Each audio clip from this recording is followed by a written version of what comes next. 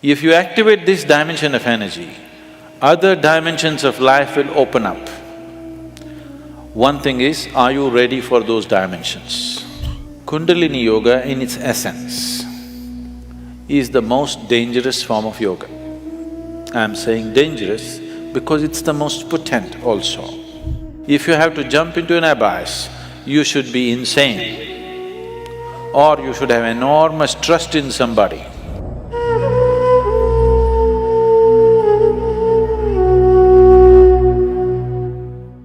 So what is Kundalini? Right now, I'm speaking. This is Kundalini. You are alert and listening. If you are alert and listening, that is Kundalini. A flower is blossoming, that is Kundalini. A dog is barking, that is also Kundalini. Or in other words, the fundamental life force in the existence, we call it Kundalini. Now, within the system, within the human system, if you look at this as a kind of a life package, it's a piece of life. This piece of life is packed in a certain way with layers of this energy. One dimension of energy comes alive immediately because that is necessary for your survival process. The other dimensions of energy will not come alive unless you do something about it. Unless you're aware of it and activate it in a certain way, they do not come into existence, they remain dormant. The dormant energy is way bigger than the energy that is in use right now.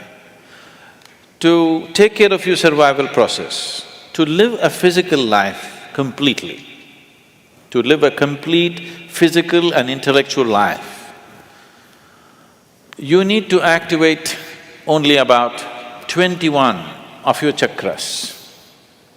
Out of this 114, if about 21 of them are on, you will live a complete life. You will not feel any inadequacy. You will live a complete physical life. There'll be no problem with your life. You will think you're a great success, but you are only 21. That is less than 21% out of 114. Less than 20%. At less than 20%, you will feel like a complete life without any inadequacies. The remaining percentage of life, what is it about? It is not even needed if your intention is just to live well. If you activate this dimension of energy, other dimensions of life will open up. One thing is, are you ready for those dimensions?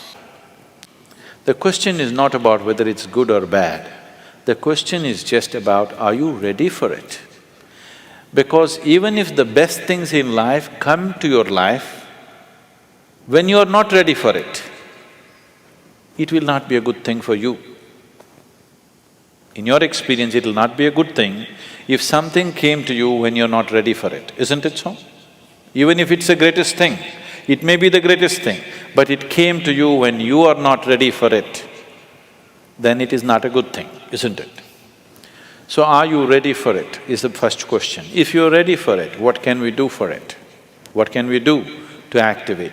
There are various ways of doing this, many ways, but the Kundalini Yoga, are people familiar with Kundalini Yoga, practicing or…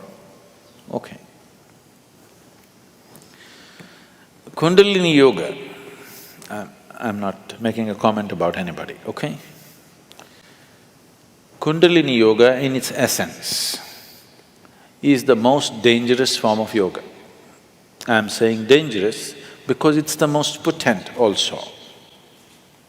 What is most potent is always the most dangerous, if improperly handled. There are various kinds of energy in the world right now. Even the electricity is being manufactured produced in so many different ways. One of the ways that we do it is through nuclear reactions, nuclear reactors rather. It is the most efficient way of producing energy that we know right now, but it is also the most dangerous way, isn't it? When things go wrong, they go seriously wrong. When they're going right, it is the easiest And the best way to produce energy on the planet is nuclear energy actually. But when it goes bad really bad, like in ways that you can't fix it. So similarly with Kundalini Yoga, it is the most potent and it is the most dangerous. Without the necessary preparation and guidance, without expert guidance, constant guidance and observation, nobody should ever attempt it. But the problem is, books have been written about it and everybody wants to do the highest yoga. Nobody wants to start with A, everybody wants to start the alphabet with Z. This attitude itself is dangerous. What can be a life-transforming force can become a life-destructive force simply because without the necessary commitment and dedication and focus and understanding, it is being handled. Anyway, about rising the Kundalini. If the Kundalini rises, the dimensions of your life will change so rapidly that you must be willing to make the outside adjustments equally quick. Otherwise, things will fall apart in a big way. In the classical yogic traditions, there is a certain type of yoga we teach for people who live in family situations. There is a certain other type of yoga we teach for ascetics. In Isha we have both the forms. We have ascetic yoga and we have the general yoga. We will never teach you the ascetic form, that is the most potent way to do it. But it will demand a certain dimension of discipline and focus which your regular lives will not allow. If you do that kind of yoga, it will dismantle your outside life instantly. Now this yoga is not designed to dismantle your life, this yoga is designed to make your life happen better. When life happens better, when things happen better, you make more money, your business is going better, your profession is happening better, your generally, unfortunately, your longing to seek the higher becomes slower. Yes? So in the real sense, it is not the good way to do it, but it's the only way it works in today's world. And it's the only way it works for majority of the people. For a small number of people, we can do it other ways. We can bypass all these things and just do very powerful ways of doing things, but it will dismantle all social structures around them, which is not good for everybody to do. So these are different dimensions. Kundalini Yoga, if it has to be practiced, you must be in a certain kind of atmosphere. You cannot live in social situations and do Kundalini Yoga. Otherwise, in the name of Kundalini Yoga, you're doing something simplistic.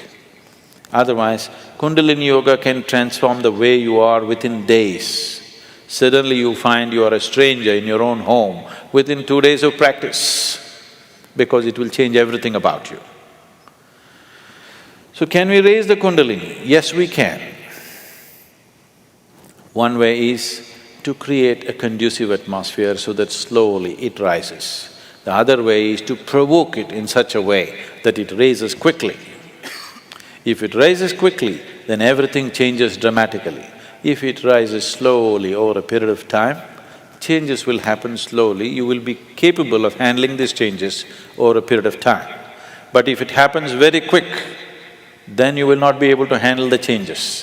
Things will look like things are falling apart. So there are different ways of doing this. How many ways? There are too many ways. I will not go into how many ways. There are so many ways of doing it. Essentially, there are 112 ways of doing it. There are 112 ways in which you can take this up. From the base to… for this you have to know the structure, otherwise it'll become very elaborate.